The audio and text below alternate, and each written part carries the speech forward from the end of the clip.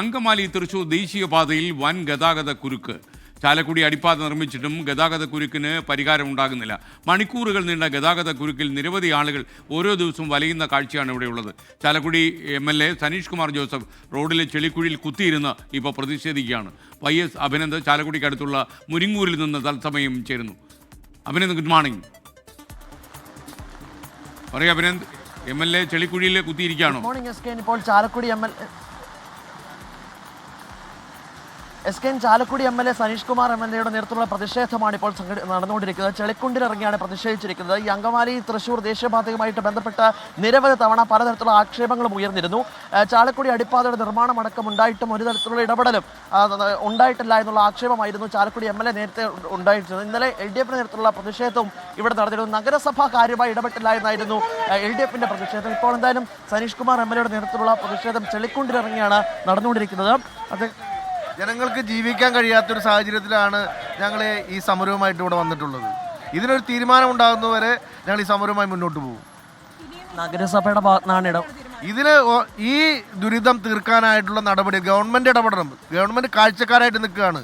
National highway authority അവർക്ക് തോന്നുന്ന പോലെയുള്ള കാര്യങ്ങൾ ചെയ്തുകൊണ്ടിരിക്കുകയാണ്. എത്രയോ തവണ മീറ്റിങ്ങുകൾ കൂടി. ആ മീറ്റിങ്ങിൽ തന്ന ഉറപ്പുകളൊന്നും മിനിമം ഈ സർവീസ് റോഡ് പോലും പൂർത്തീകരിക്കാൻ അവർക്ക് ഇതുവരെ കഴിഞ്ഞിട്ടില്ല. ജനങ്ങൾ വലിയ ദുരിതത്തിലാണ്. ഇത് എയർപോർട്ടിലേക്ക് പോകുന്ന, ഇത് ചാലക്കുടിക്ക് വേണ്ടി മാത്രമുള്ളൊരു സമരമല്ല. ജനങ്ങൾ ഏറ്റവും കൂടുതൽ യാത്ര ചെയ്യുന്ന, ടോൾ കൊടുത്ത് യാത്ര ചെയ്യുന്ന ദേശീയപാതയാണ്. എയർപോർട്ടിലേക്ക്, ഹോസ്പിറ്റലിലേക്ക്, ആംബുലൻസുകൾ പോലും മണിക്കൂറുകളോളം ഇവിടെ ഗതാഗത കുരുൾ കിടക്കേണ്ട സ്ഥിതിയാണ്. ബദൽ റോഡുകൾ മുഴുവൻ കുണ്ടും കുഴിയുമായി അതിലൂടെ യാത്ര ചെയ്യാൻ കഴിയാത്തൊരു സാഹചര്യമാണ്. ജനങ്ങൾ ബന്ദിയാക്കപ്പെട്ടിരിക്കുകയാണ്. 3 മണിക്കൂറാണ് കഴിഞ്ഞ ദിവസം ഇവിടെ ഗതാഗത തടസ്സമുണ്ടായത്.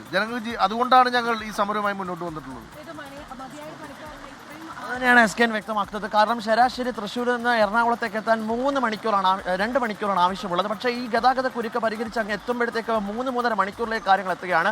വിദ്യാർത്ഥികൾ അനുഭവിക്കുന്ന പ്രശ്നം ചെറുതല്ല. ആംബുലൻസ് പോലും ഇതിലേക്കൂടെ കടന്നു പോകാൻ സാധിക്കാത്ത സ്ഥിതിവിശേഷമുണ്ട്. പൊതുമരാമത്ത് വകുപ്പുമായിട്ടൊക്കെ ബന്ധപ്പെട്ട ഒരുപാട് തരത്തിലുള്ള പരാതികൾ പലതവണ നൽകിയിട്ടും ഓരോരുത്തർ ഇടപെടൽ ഉണ്ടാകുന്നില്ല ആക്ഷേപമാണ് ഇപ്പോൾ സനീഷ് കുമാർ MLA ഉന്നയിക്കുന്നത്. എന്തായാലും അദ്ദേഹത്തിന്റെ പ്രതിഷേധം അങ്ങനെ തന്നെ തുടരുകയാണ്. കോൺഗ്രസ് പ്രവർത്തകർ നേതൃത്വത്തിലുള്ള പ്രതിഷേധം രാവിലെ മുതൽ ആരംഭിച്ചതാണ്. വീണ്ടും MLAയുടെ നേതൃത്വത്തിൽ തുടരുന്ന സാഹചര്യത്തിലേക്കാണ് കാര്യങ്ങൾ എത്തിയിട്ടുള്ളത്.